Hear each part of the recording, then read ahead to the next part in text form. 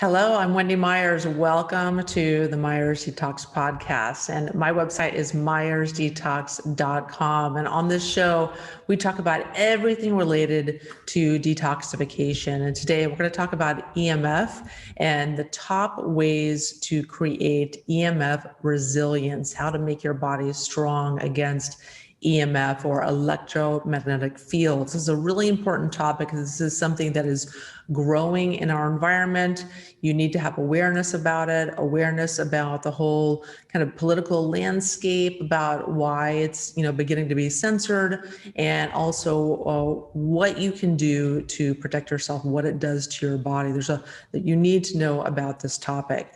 And if you guys want to learn all about detoxification on myersdetox.com, I have hundreds of articles, I have hundreds of podcasts, so please go there right now and subscribe to my newsletter. Just opt in to get any one of the free e-guides on the website, and you'll get our, the first to hear about the cutting edge issues regarding toxins, all the latest trends in detoxification, and any sales we have on any of our detox programs and supplements. Just go there at myersdetox.com and sign up now. So on this show, we're going to be talking with Nick Pineault. He's been a friend of mine for about 10 years, and he's such an amazing resource for EMF knowledge and all science-based. And he has a book and a couple different programs on EMF and EMF protection, EMF mitigation. And I wanted to have him come on and talk about, what's going on with the 5G satellites in the environment, what's going on with, in every mainstream newspaper saying that 5G is totally safe, and what the real story is, what's really going on, what you should be concerned about with EMF exposure, and what you should not be concerned about, namely infrared saunas and the scanner at the airport, and there's a lot of overreaction to things. People get concerned about EMF. I have people emailing me all the time. They're worried about their infrared sauna. They're worried about their My Health device that's part of our Nest Health bioenergetic program. And, you need to be focused on the things that you should be worried about. And we're going to make some of those distinctions today on the show. I know you guys listening to this show are concerned about heavy metal toxicity and are concerned about the levels of toxins that you have in your body and how to get them out. And so I created a quiz at heavymetalsquiz.com that, based on some lifestyle questions, can discern your relative levels of body burden of toxins. So if you go take the quiz, it only takes a couple of minutes. After that quiz, you get a free video series, a pretty long video series that answers your most frequently asked questions about heavy metals, how to detox, the best testing to determine the heavy metal levels in your body, and how long does it take to detox, and all these questions that people inevitably have when they're trying to detox their body. So go check it out at heavymetalsquiz.com. So today our guest is Nick Pineault. He's also known as the EMF Guy, and he's the #1 bestselling author of the Non-Tinfoil Guide to EMFs and an advocate for safe technologies. Through his unconventional approach, blending humor, science, and common sense, he's becoming a leading voice on the topic of electromagnetic pollution and how it affects our health. For the last few years, Nick has been interviewing some of the best minds on health and technology and facilitating the creation of courses and educational materials to raise awareness on this very important issue. You can learn more about Nick at theemfguy.com, and you can learn more about his course at the electro-pollutionfix.com. Nick, thank you so much for coming on the show. Sure, my pleasure. Looking forward to it. So what made you passionate about EMF and wanted to just focus only on electromagnetic radiation? Geez, I mean, I was my background is just someone interested in finding the truth, and that's as vague as it gets. But it got me in nutrition at first for myself, just discovering that that there was such thing as grass-fed beef, and we're talking about 2009. So now 12 years ago, that I discovered, my God, and here in Quebec at the grocery store, you've just got beef. You don't even know where it comes from, and you don't know if it's been grain fed or grass fed. And I started understanding that, my God, that you can actually dive deeper in these topics, and this is not the type of education you're getting from mainstream. Even mainstream nutrition is not getting all this important information to the people. So I started writing about that, and long story short is 2016, years after writing about nutrition and kind of feeling that I've talked enough about it, after 7 years or so writing in French and then in English and doing thousands of articles on various topics and a little bit holistic health here and there. Eventually, I came across a series of books. Dr. Deborah Davis, who's a co-laureate for Nobel Peace Prize, she wrote Disconnect in, I think, 2015, where I started reading it. Dr. Martin Blank unfortunately passed away. He was at Columbia University. He's a biophysicist and with an extremely great background, very credible. And I came across his book, which also talked about the dangers of EMF. So for me, the fact that these credible scientists were really putting their careers on the line, talking about these dangers, really impressed me and concerned me. I said, well, if they're telling these things, that in fact cell phones can potentially increase your cancer risk, but much more than that, increase your everyday symptoms, for example, sap your mitochondrial energy in the short and long run, depending on how resilient you personally are. Well, I need to dig further. And it really led me on that path. In 2017, I basically started doing this full time, writing my book.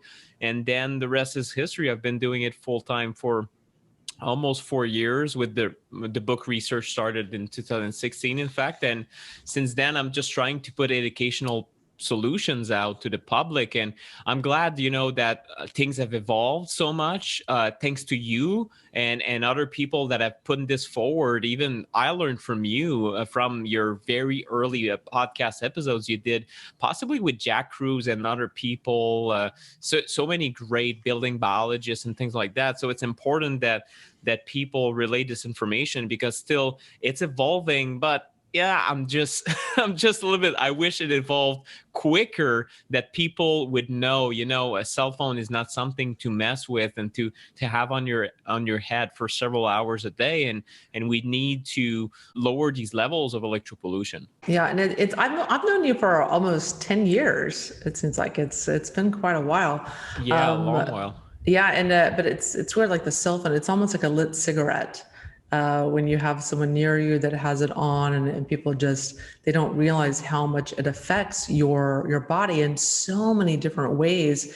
And you're my go-to guy for learning about EMF. You have a fantastic podcast. You have so many interesting topics about EMF, but also, you dispel a lot of myths that people may have, that you don't really need to worry about the airport scanner, and they're like, there's bigger fish to fry with these. So I love that you dispel a lot of myths that people have, because I have people emailing me freaked out about like certain like health devices. They're worried about the EMF from them. Yeah. I'm like, there's a million more benefits to this device, like a Rife device or a My Health or just other types of devices, that there's way more benefits than negatives. Not all EMFs are bad, So tell us about your book. So you have the non-tinfoil guide. The non-tinfoil guide to EMFs. To EMFs, yeah. So it came out it came out in 2017. It's been endorsed by Dr. Mercola and a lot of great experts and doctors, Dr. Ted Akakozo and Ben Greenfield and all these authorities. So it has some credibility to it after a few years. And it's rated, I think I have 550 reviews now. There's only Arthur Furstenberg, Invisible Rainbow, now that beats it. But anyway, it's not it's not really a question of popularity. What I did, I think, differently than other people who wrote about EMFs is make it very, very accessible and simple. and a little bit humorous too, because a lot of people read about EMFs. It can be technical, it can be dry, it can be doom and gloom too. When you read certain books, you don't feel very good. You don't feel like you read something funny and entertaining. So I try to distill it down to what are the essentials to understand EMFs.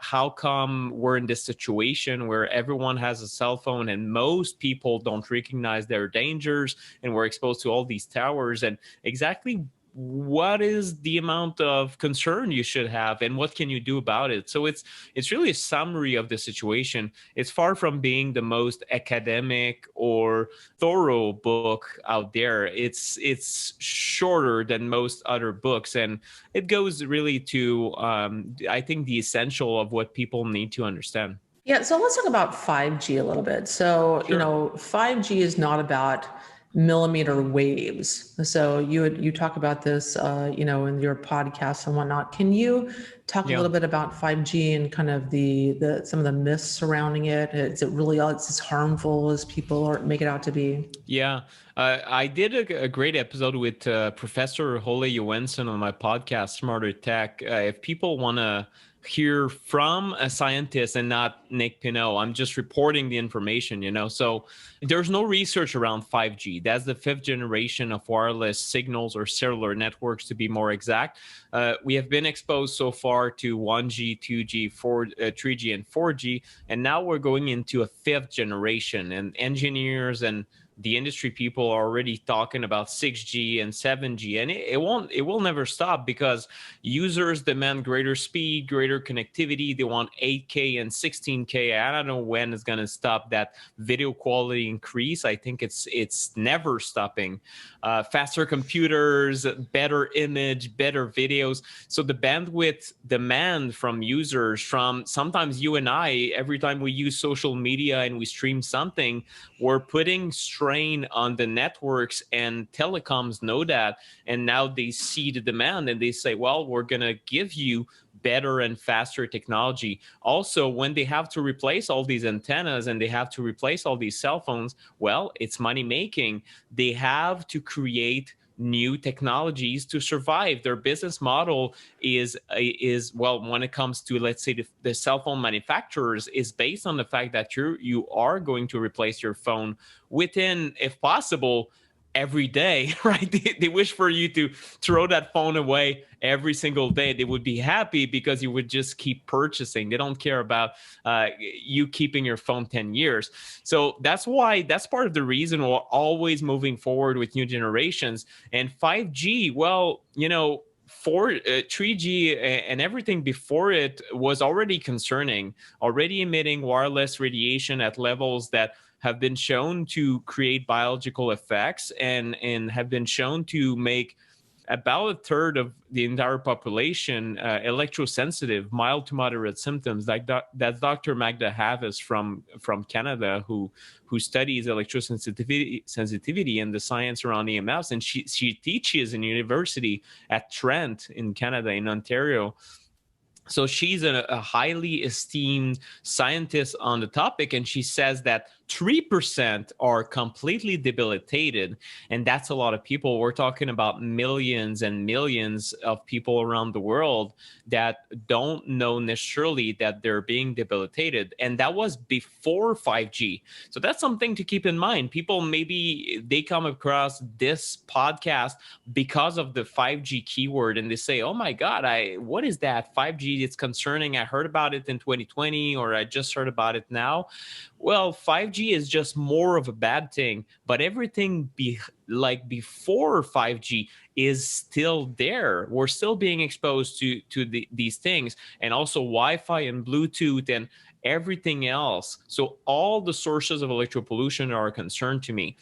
5G, there's different things that can be called 5G, and a lot of people have been, let's say, sold this idea that 5G is only about millimeter waves, these very, very high frequencies, much higher than what we used to be exposed to with other generations. In fact, 5G is a mix of these lower frequencies, just like 4G and 3G, And that's mostly what is rolled out at the moment as we speak in 2021. That's mostly what is being used for 5G. So it's essentially the same stuff, except it's rebranded, and except it might be even more stressful to your biology, because these signals, you know, they're engineered by electrical engineers in a way to connect even more devices to one antenna, to connect competing signals together without them stepping over each other. And these technologies mess with the wave.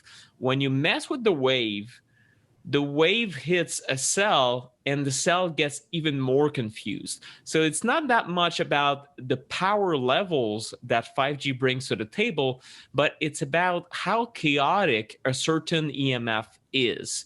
So in nature, you have EMFs, right? Light, visible light is an EMF. You have natural earth magnetism, but all of these EMFs, if you look at them on different measurement devices, they would be extremely smooth. They wouldn't vary every microsecond and show a very erratic pattern. These are unnatural patterns that you do not find in nature, which is why, generally speaking, when you have pulsation, when you have EMFs, that if you listen to it on an EMF meter, a Wi-Fi router basically sounds like a military operation. It sounds because it's 10 times per second that it's pulsed at 10 hertz. And this is what your body hears. It hears something that is extremely unnatural. You have zero signal in nature that are pulsed that way. So 5G brings to the table this hyper complexity that's going to be even more stressful for biology, or at least that's what we think, because the surprise here, or no surprise, right? Because we're a little bit now, most people who listen to this have realized that unfortunately the world doesn't really make sense in a lot of situations, and 5G has not been tested on anything, not in vitro, not on humans, not on animals, nothing. There's zero studies at the moment on 5G, on real 5G antennas, on rats or mice, or the long-term studies. All we have right now is long-term studies like the NTP study, National Toxicology Program, came out in 2018 in its final recommendation or final conclusion: clear carcinogen in rats and mice. That's from 2G to 3G. So, and it took until the end of the 90s to 2018 to study, basically to put together the study, the funding, and then the controversy around it. And then they deliver the news. Well, it's a carcinogen, guys. That's 2G and 3G. Well, guess what? We're already almost looking at 6G now. So by the time we study 5G, we're going to be at what? 13 Gs. So the problem here is that, again, it's clear that our capacity to study this toxin is so far behind our ability to put money on the industry and pay them so that they come up with new technologies. So we'll always be behind. And this is also why with 5G, a lot of people are saying enough is enough. We already have troubles with 4G, so let's stay at 4G. Everyone has good connectivity, and let's aim to reduce these levels following a principle that is used with ionizing radiation, with nuclear radiation, which is the ALARA principle: as low as reasonably achievable.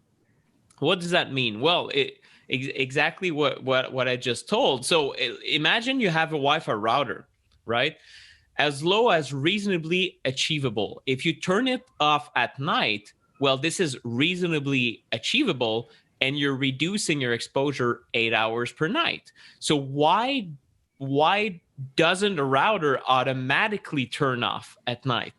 Or even better, because there's a type of Wi-Fi that is even smarter than that, called the Eco Wi-Fi, from a company in Netherlands. If you just type Eco Wi-Fi on any browser, you'll find it.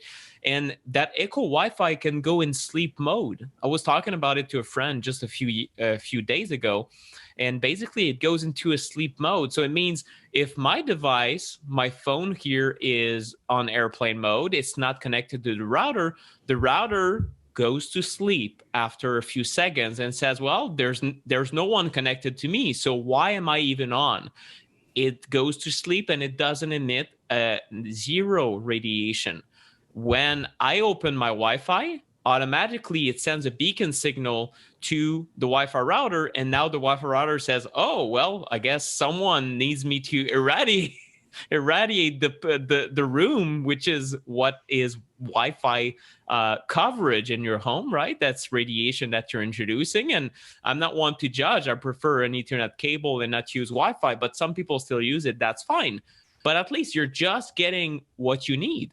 So if I use Wi-Fi for 15 minutes for social media and then I turn it off, well, then I'm only 15 minutes per day exposed. So that's really the big issue with these new technologies. It's more chaos and then unabated exposure, uncontrolled, where engineers couldn't care less about the exposure because everything is considered safe. And that's it. That is the main issue with this entire story. Yeah, I mean, you don't read anything in a mainstream media, New York Times, you only read stories about how 5G is totally safe and just very, very suspicious. It boggles the mind. There's zero studies on 5G. That it's crazy. That's very surprising. It is. Well, you talk about the New York Times. There's an incredible rant by an anchor of RT, Russian Today. Is it Russia Today? Anyway, that RT network. That's a news network funded by Russia. So we gotta be careful about the news, but you gotta be careful also about the New York Times big time, because what they demonstrate in that segment, that I gotta find it for the show notes because it's so hilarious. The anchor talks about the fact that, well, the New York Times tells us that 5G is perfectly safe, and he takes the New York Times of that day, that was I think 2 years ago, and he looks at the pages. First page, half page 5G ad. Second page, half page. All the first pages of the New York Times are exclusively telecom funded. Wow. So what do you think is going to be accepted to be published in the New York Times? Is it the opinion that, of course, 5G is dangerous, or is it the opposite? Of course, if someone writes against 5G or says, well, we don't have enough information, and no, won't even pass.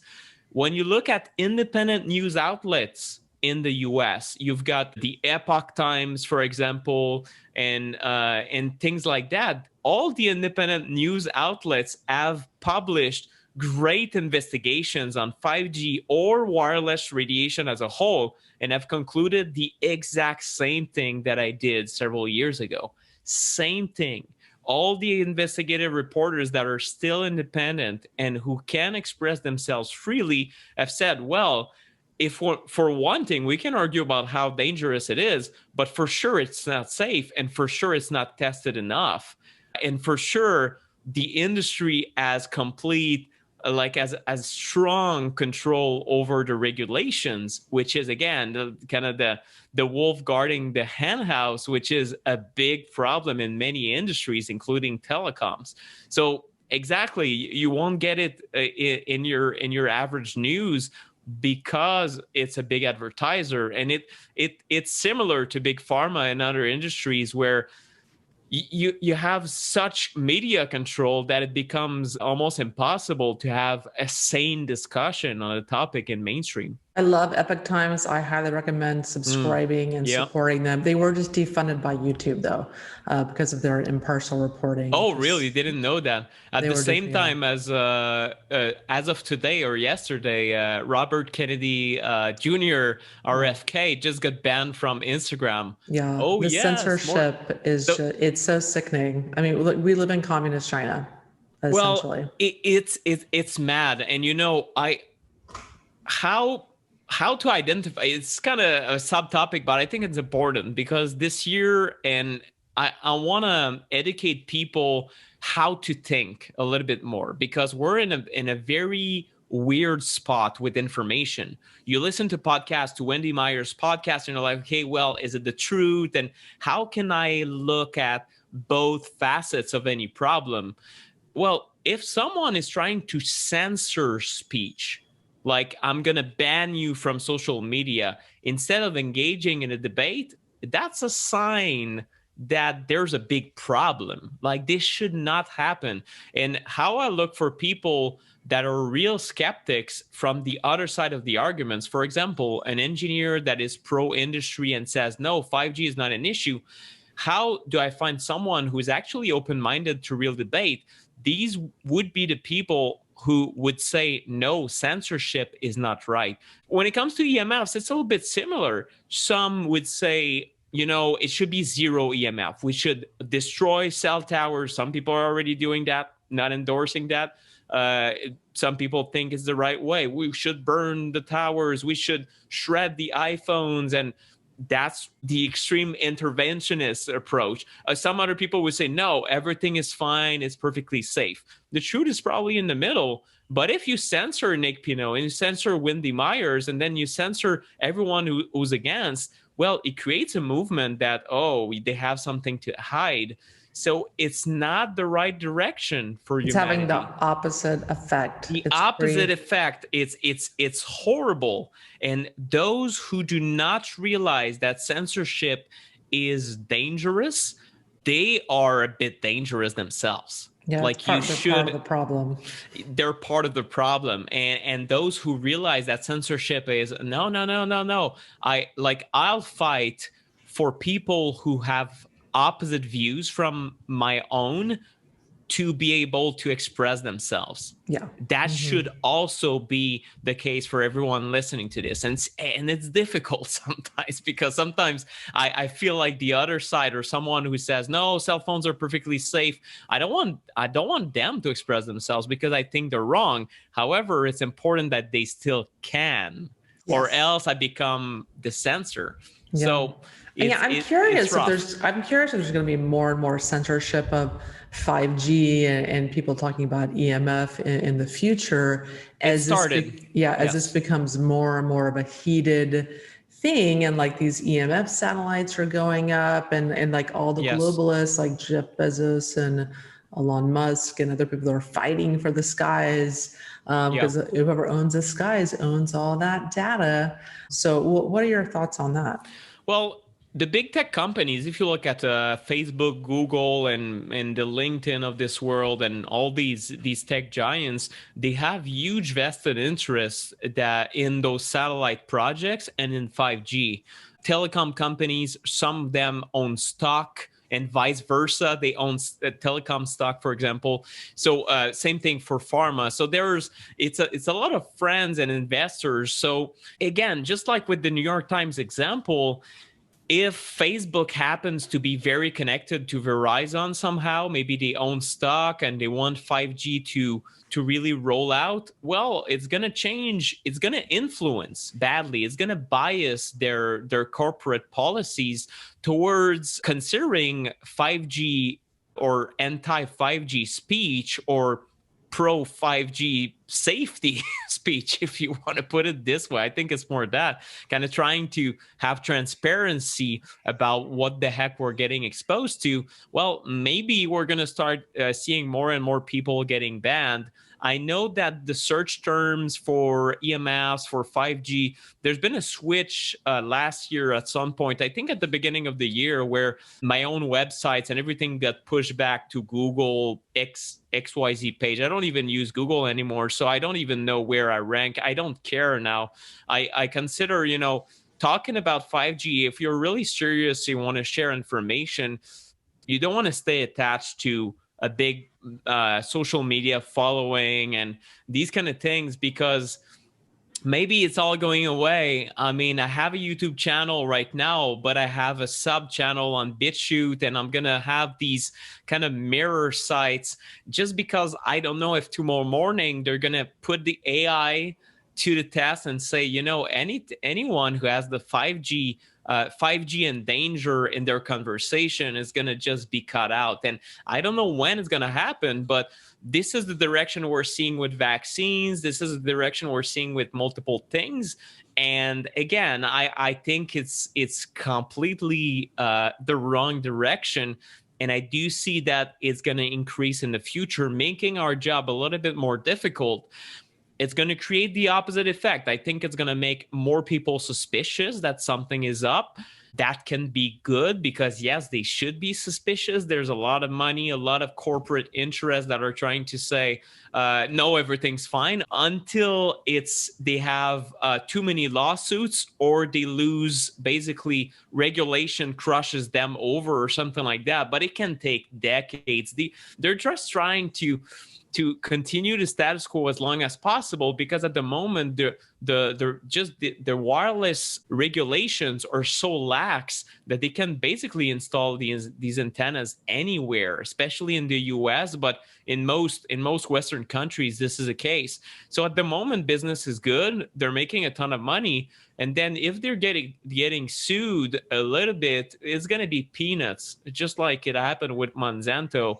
It took a lot to bring down Monsanto, and even then it was sold. So it kind of continues on. And so we're trying to do our best here, but it's rough. I don't know exactly how that ends, but I think that how the entire topic can evolve, regardless of any censorship attempt, is if people talk about it.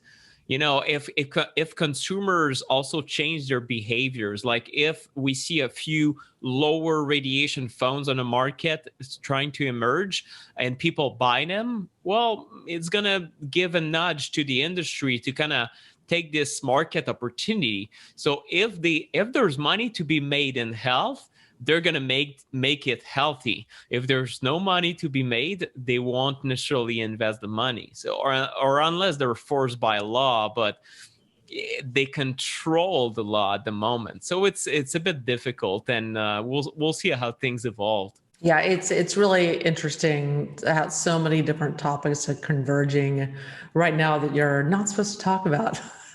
And so a lot of people are worried about 5G. They're focused on 5G and these satellites they're going to be blanketing the Earth's atmosphere soon. So what are people missing? What missing sources of the EMF should they be paying attention to more so in their environment? Well, I think people should be focusing first about what they install in their own homes. For sure, you have to have a certain degree of concern around what's in the outside, the 5G towers, and also don't forget the 2G to 4G towers also matter, right? It's not just 5G. And if you don't have 5G in your city, you might still be overexposed by towers and things like that. So that's a concern.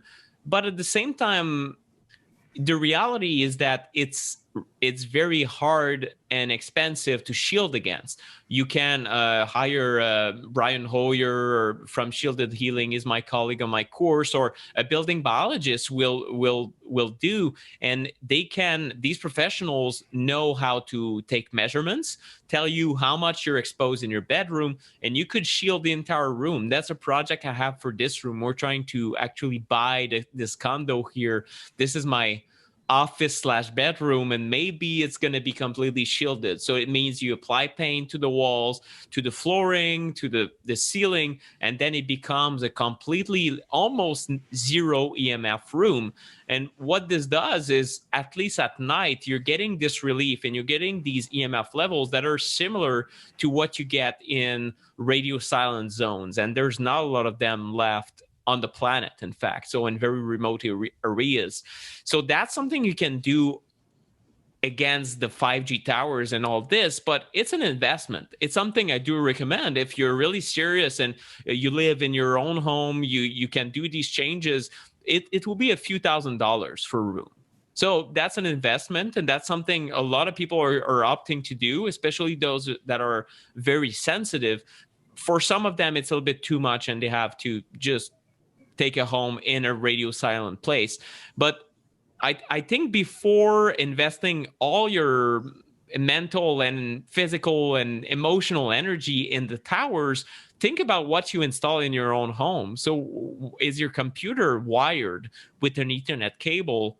And if you're still using Wi-Fi, well, that's an improvement you can make, and that's really what I'm trying to teach people is habits first, and try to change how you use technology to rely less and less on wireless, because in the end, it's a little bit ironic. And the other side, people who look at our movement, anti-5G and anti-electro-pollution, they point this out, and I think it's a good observation that some 5G activists use cell phones all day to talk, like to connect with all other activists, and they kind of have the cell phone here and the Bluetooth watch. And that's true. Some people do that because they're not aware that, oftentimes your devices that touch your body, they're leading to a great amount of exposure that sometimes can even trump a tower that is fairly close, depending on a lot of factors.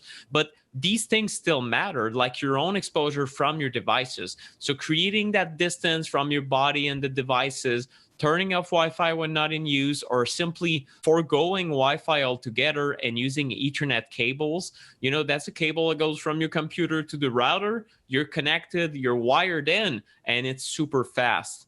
It cannot be hacked. It's reliable. In this room here, when we arrived in this condo 3 years ago, I was struggling to even do a call like this. I think you were possibly my first interview I did for my book. In fact, and I think it was a bit, the signal was a bit choppy that day. It was because of my darn Wi-Fi, and I was very frustrated, like getting all prepped, and then my interview doesn't go well. The image quality isn't there. Well, now we have an Ethernet cable that goes from this room, and it goes 50 feet to the other side of the condo, and it delivers lightning fast internet, and that's good. So that's also something where, if you have your computer in one place in your home, there's no reason to be on Wi-Fi, especially if that's a home office these days. And after the pandemic, so many people are working from home. That's another reason to wire it in. So that's really what you need to think about. We can be concerned about the satellites. The satellites stuff is just, again, more of a bad thing. Not only are we concerned about our immediate vicinity and the towers in the city, but now you look at the sky. Oh, okay, 42,000 satellites from SpaceX. They're trying to start. They already started launching them, and then it's multiple other billionaires with these technocrats wet dream, and they want to launch thousands of satellites just because. I think some of it is just because they can. It's kind of a trend for trillionaires. I don't know why they do it exactly. I mean, sometimes I just don't understand these people, but for sure it's a bad idea. It's a bad idea for astronomy, for space junk, for the environment, for electro-pollution. That's just one of the many factors that come at play. Why sending thousands of satellites in space to provide global internet, it's such a bad idea. It's one of the worst ideas I've seen in the last few years. And I saw a lot of bad ideas come to fruition. So I don't understand why they're doing that. It will be an additional concern. If you go outside, you're going to be exposed a little bit. Some of it will be a blanket exposure to low level, still decent amount of exposure that we literally don't know what it's going to do to us, and that's a concern. But at the same time, if we focus on that too much, we're going to all make ourselves sick mentally. So it's difficult to stay mindful and understand that this is happening, try to fight against it, and still stay healthy, right? And you know that. I mean, you talk about heavy metals and environmental toxins so much too. So you got to be mindful, like every time you take a bite, or you're afraid that your food is poisonous. If that's the case, well, mentally you can really make yourself sick with all that stress. So it's something that I think to be mindful of. What's your reaction to all these news? And you got to be informed and spread the word, but also kind of forget about it every day, and not every time you look at the sky now you think that it's falling on your head, so it can be a little bit too much easily. And that's also something that I think it's also part of the reason that I want to keep my message relatively light. If it's too aggressive and I tell people, well, you should be worried to be a human being and to step outside, you should wear, I don't know, like a shield if you go outside. It's going to be so fear inducing, and we don't need more of it. So it's one of these topics where it's very difficult. If, for example, for the satellites, you can fight against it. There's the Healthy Heavens initiative called Healthy Heavens Trust Initiative, HHTI. If you type that again, you're going to find it. It's a project between attorneys, international experts. There's three attorneys from the US and an international team. And these people are fighting against the FCC, basically the fact that the FCC approved all these satellites. And they're saying, well, it's nonsense. And they're connecting with astronomers that say, well, now our instrumentations to look at space are not working as well. So what gives? No one consulted us, right? So, and it's electrosensitives, and it's people who are experts in light pollution that say, well, these satellites are reflecting light that we emit from the planet back to us. And now it's if these satellites go over the country of Italy, it breaches an international treaty about light pollution. But no one cares because these Elon Musk and these guys are reckless, and they're launching these projects even though it breaches multiple international agreements on multiple fronts. They don't care. It's shoot first and then aim later. We're going to see what happens. So if you want to follow this project, I think it's interesting because at least knowing that there are credible people, attorneys that are trying to sue the FCC and, well, Elon Musk, they're coming for you too. So if eventually it becomes more costly than it's going to give them to put the project forward, I think it's going to be abandoned. So one of the ways you can support it and also feel that we're getting somewhere is either donating or participating or just talking about these nonprofits that are fighting against this nonsense. You know, it is frightening to think about all like 100,000 satellites that are being slated to be launched into the atmosphere over the next 2 to 3 years. And you mentioned just with the amount that are in the skies right now, they're already interfering in the instruments they're looking to discover space. So, and it's, you want to just control what you can. Like, and I talk about in the same vein with toxins is, you can't be terrified. There's toxins everywhere. You just have to control what you can and call it a day. You don't need to be, terrified of everything that you eat or whatnot. And so you created a great course that really gets down to the basics about EMF protection and things that you can do, simple, inexpensive things that you can do to mitigate EMF in your home, for your body, for your environment. Can you talk a little about that? Sure. Yeah. Thanks for asking. It's a project I co-launched and co-created with Brian Hoyer from Shielded Healing. He's the specialist when it comes to EMF mitigation. So going to people's homes, taking measurements with these high-level meters, and then telling people, well, here are the changes we recommend. And Brian has been thinking or was thinking about creating such a course for years because basically he found that when he came to people's homes, it was difficult to come into someone's home and then do the education, tell them about the different types of EMFs, for example. What's the difference between wireless radiation and dirty electricity, and how to basically change your light bulbs and all the little basics that he thought most people should know. So he spent hours educating them, and he thought, okay, maybe they should have a bit of education before I come to their home so they can already do a lot of things by themselves without having to pay thousands of dollars. And it's mostly free or little gadgets that you can purchase that are fairly affordable.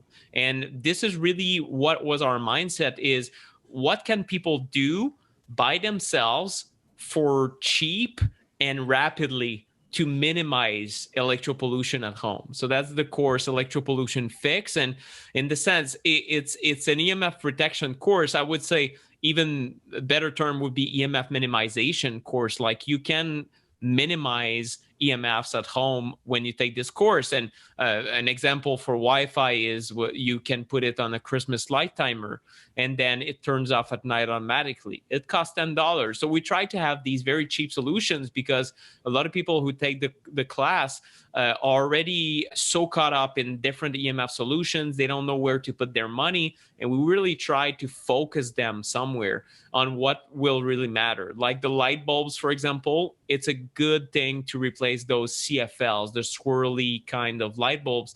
And that's one of the priorities when we talk about artificial light. So we have different modules where we teach you these things. And it's a very actionable course, where the opposite of my book, where I do get into the science quite a lot, in the course, we glance over it. Basically, we do talk about the dangers a little bit, but we take it for granted that people just want to know what to do. And that's the course. The course is a very actionable step-by-step approach, if you will. Yeah, that's fantastic, because there's a lot of people out there, they just don't have time.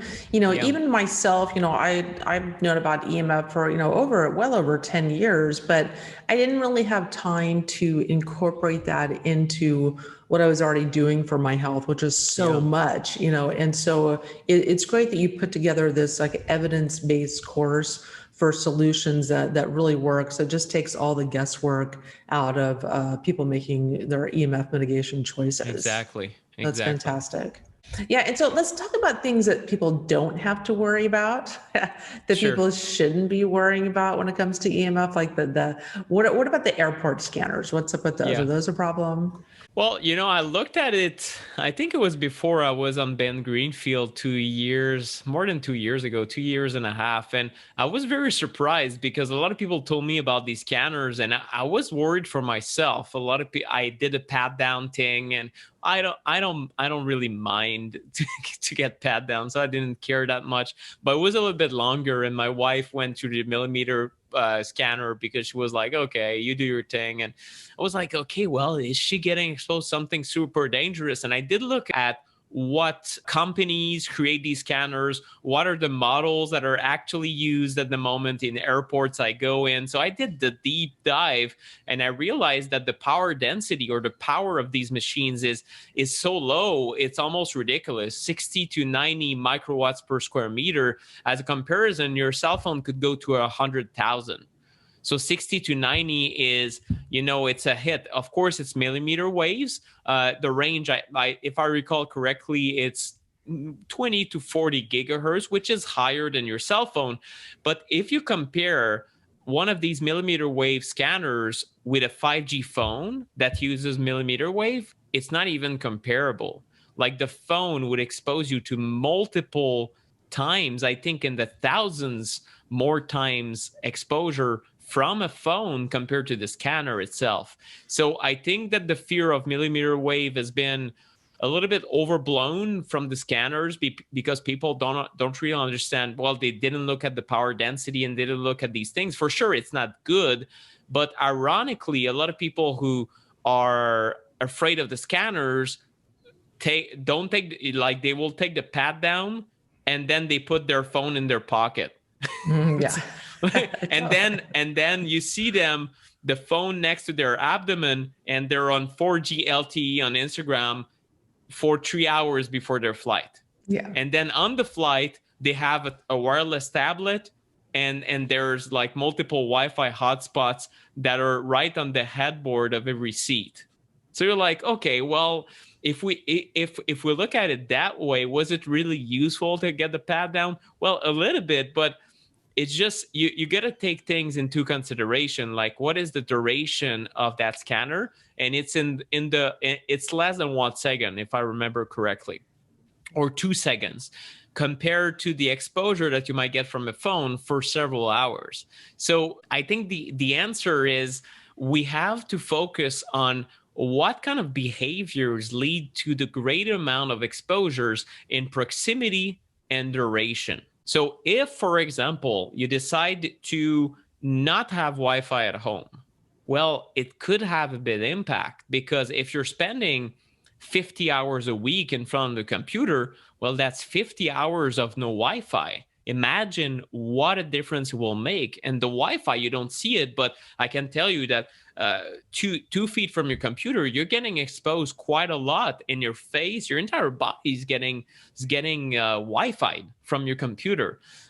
That's a large amount of exposure. Whereas if you said exactly, you put it perfectly at the beginning of the interview, people will say, well, I have a biomat, or I have a PMF device, or the My Health, or any healing device, red light therapy, sauna. Should I worry about the EMFs that are created that are kind of a byproduct, right? Yeah, that's a thing. That's a big thing with infrared sauna. Is like, that's it's a EMF huge thing. free. Yeah, It's for like, sure. come on. It's like it's not a big deal.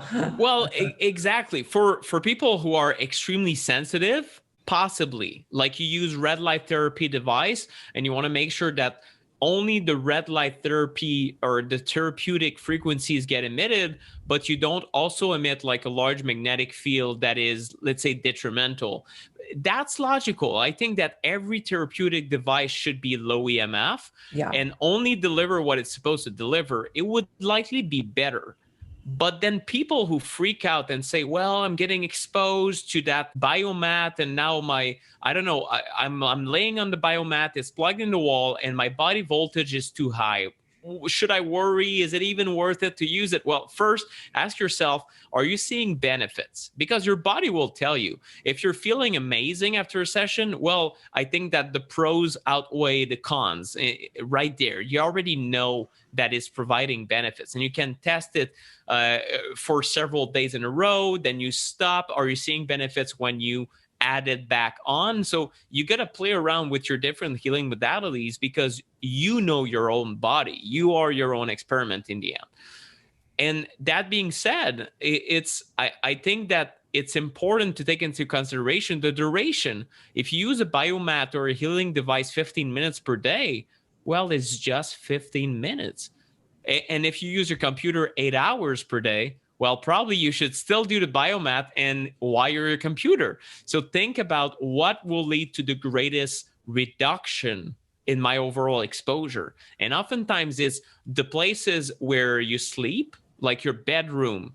Are you removing those wireless devices from your bedroom, or are you even considering going a step further and shielding your bedroom? That's the ultimate step you can do if you're willing to invest.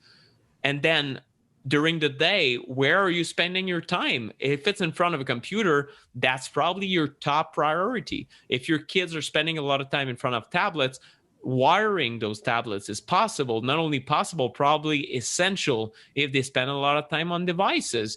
So just focus on where it matters and don't worry too much about the exposures of a few minutes. And it's something, it's something I learned from Brian, because he really put things into perspective. And when it comes to EMS, I did screw up a little bit at the beginning. And even in my book, talking about the different sort, I don't know, like the toaster is almost the most absurd example. Like, a toaster emits large amount of magnetic field. Sometimes it can be very, very high exposure.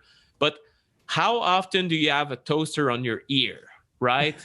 Like on your face. Yeah. You're not, so while your toasts are toasting, you're probably not even that close to the toaster. So this exposure is there, but it's not touching you. It's not even near you. So we shouldn't really worry about the toaster, right? We should worry if somehow you had something like an alarm clock that is very powerful and plugged in, and it's right next to your pillow. And then you realize, oh my God, I spend 8-9 hours every night right next to the alarm clock, and this one also emits large magnetic fields. Now you're actually getting exposed. So I think I did the mistake at the beginning of putting things a little bit out of context, and it leads to fear. People are like, oh no, toaster, EMFs, and it becomes almost absurd, because in the end, yes, if you're getting exposed to a machine in close proximity, it matters. If it's in a corner and it's just doing its thing, and the toaster is 3 minutes per day, right? If you have daily toasts, well, you shouldn't worry about it at all. So it's just it's something I wish I had put into words in a more intelligent manner at the beginning of my activism work, but now I'm trying to make good for it and just tell people to relax a little bit about the toaster and the different kitchen things that I talked about in my book, and say, well, yeah, these emit the levels, but unless you work in a professional kitchen and you're exposed to a mixer for 5 hours per day, now that's an exposure, right? So if professionally you have exposure to big machines, industrial machines, and things like that, now it becomes a priority for you to do something about it. But if that's not your case, think about duration and focus on these things that really will move the needle for you. Yeah, I mean, it's like you have to be rational about this, and Yeah. anything that is plugged into a wall can emit dirty electricity and Yeah. EMF radiation, and it's just Yeah. you've been exposed to that since you were a baby. So it's just about controlling what you can and mitigating what you can. You're not able to mitigate everything. Are there Exactly. any like health habits that you recommend for people to increase their EMF resilience? Yeah, well, it's a lot of things. A lot of things that are hormetic stressors. It can be sauna exposure, so the heat or the cold exposure.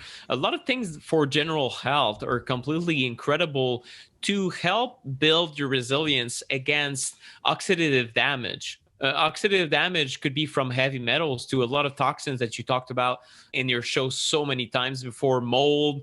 It can be overall stressors of everyday life. And that's the way I see it. Molecular hydrogen would get my number one vote. I did listen to a very over my head, complicated webinar about let's say, the nutraceutical approach to EMF resilience and the internal protection, if you will, what antioxidant to take. It was by Bob Miller, and he's just like mapping the different cycles. And I had a heart, like, I'll have to listen to it several times, but his conclusion, or what he said, that I think is important for people listening to this, he said, if you had to take one supplement at the moment, it would be molecular hydrogen. So those tablets you put in water, it creates hydrogen water.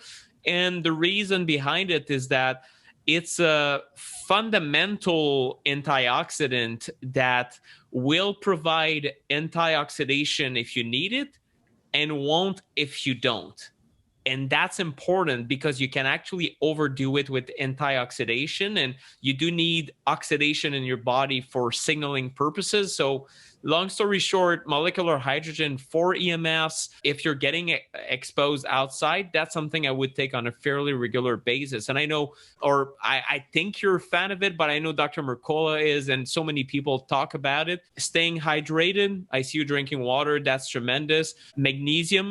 Magnesium levels, making sure that your minerals are balanced. So, well, follow Wendy's podcast to learn all about it. You taught me all about it through your work and your education. So staying minerally sufficient in multiple minerals, not only magnesium, but all of them, is a good way to not have that overreaction to these signals. A lot of people that are electrosensitive have too much oxidation. They don't have antioxidant reserves. They have low resilience to anything. They become hypersensitive to everything, just like people who are chemically sensitive. They become very weak. They don't have energy, and they just don't have the reserves that they need. So build your reserves and make sure that nutritionally, if you don't have it in your food, you have it in supplement form, but that you have these minerals and these vitamins. So if you're deficient in anything, it could basically, unfortunately, increase the amount of EMF damage you're getting. Yeah, fantastic. Well, Nick, thank you so much for educating us. Those are like really sound tips that are good, no matter what you're trying to do or with your health. Yeah. So thanks so much for educating us about EMF. And I love that you're so research based and you have so many practical resources for people. So I highly recommend your book, the Non-Tinfoil Guide to EMFs, and your course. Tell us where to get more information about your course again. Sure. The course is just on electro-pollution fix.com. That's it. And there's a waiting list. If you're, depending on when this is posted, either you're gonna hear about it later or it's available now. Starting this year in 2021, the good news is that it will be pre-recorded and available all year long if you want to take it. So it's something that you take on your own time, and you learn as you go, and you apply these things for you and your family. So we hope that it's going to help you. Okay, fantastic. And where can we find your podcast? My podcast is on all good podcasting platforms until they shut me down. It's called Smarter Tech, the Smarter Tech podcast. And if you go on theemfguy.com, that's my main website, you're going to find it. And I talk about safe technologies and anything really that I feel passionate about. Yeah, fantastic. Yeah, so guys, highly recommend that. I always learn something when I'm listening to your show. So you guys got to check that out. And Nick, thanks for coming on the show. And everyone, thank you so much for tuning in to the Myers Detox podcast, where we talk about all types of topics related to detoxification, including doing an EMF detox. That's so essential right now. So thanks for tuning in. I'm Wendy Myers of MyersDetox.com, and I'll talk to you guys next week. The Myers Detox Podcast is created and hosted by Wendy Myers. This podcast is for information purposes only. Statements and views expressed on this podcast are not medical advice. This podcast, including Wendy Myers and the producers, disclaim responsibility for any possible adverse effects from the use of information contained herein. Opinions of guests are their own, and this podcast does not endorse or accept responsibility for statements made by guests. This podcast does not make any representations or warranties about guest qualifications or credibility. Individuals on this podcast may have direct or indirect financial interest in products or services referred to herein. If you think you have a medical problem, consult a licensed physician.